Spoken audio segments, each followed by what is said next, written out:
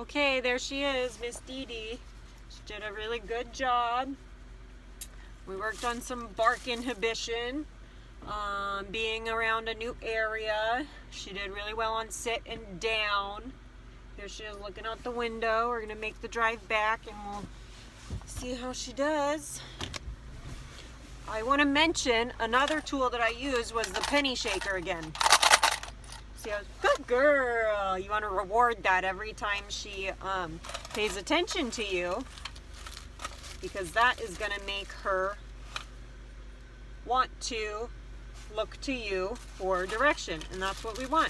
So when we were out at the San Clemente outlets and she got really, really distracted, maybe wasn't responding to me, I would shake the penny shaker. Let's see if we can... Good girl, DiDi. Good girl.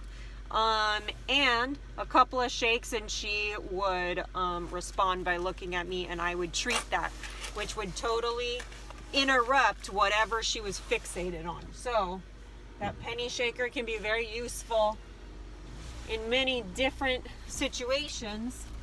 So I would just keep a few lying around, keep a few in the house, one upstairs, one downstairs, one, near the front door, keep one in your car. You can keep them anywhere, and it's a really easy tool to get their attention. We're gonna make the drive home, and if she gets distracted, I'm going to do that same thing. I'm going to use the penny shaker. DiDi, I don't want you to fall. There you go.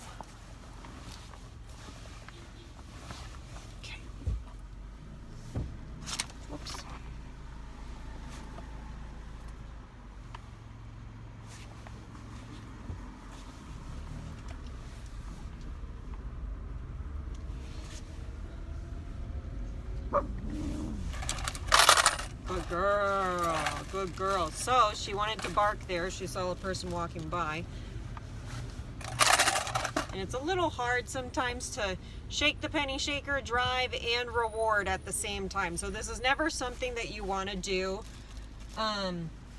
when you're practicing, like, when you're in a rush or on the freeway. It's something that you want to dedicate time to in a designated area so that you can kind of go slow, you can stop and go, you aren't worried about really focusing on, lights and stuff like that. So I am not going to be too worried about the penny shaker and the treats and stuff right now, since we're on our drive home to Mom. I am just trying to get an idea of some of the issues that she has when in the car, and now I can tell, such as that person walking by, she wants to bark. So that's something that we could probably, on a day that has better weather, we could probably park in a somewhat busy area and work with her specifically on people passing by the car, on dogs passing by the car. So that is and gives me a good indication of how to work with her on that.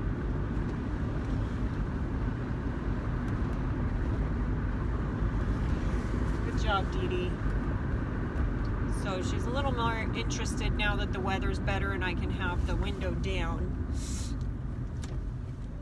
Not too many people walking by right now because we're kind of on a busy road, so it's not a real pedestrian type of area. But I can see she's investigating, she's checking things out. Sometimes she wants to bark, sometimes she just wants to check it out. And checking it out is totally okay. Like right here, she's growling at something. I don't know what. This is just probably a new area for her, and so, DiDi, focus.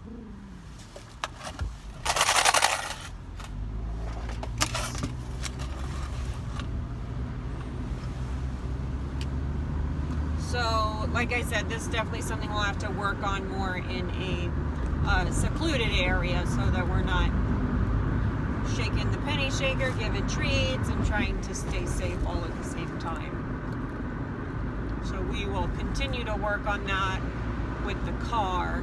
Maybe not so much driving around, but maybe being parked in an area that has people moving around, that would be a good way to practice some of that barking inhibition. Try to get her attention on you.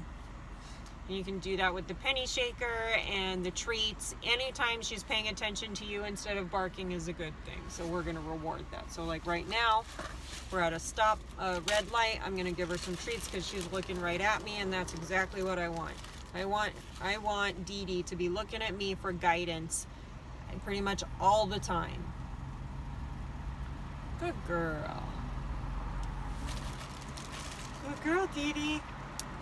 Okay, so we're headed home. We'll go talk to Mom about training.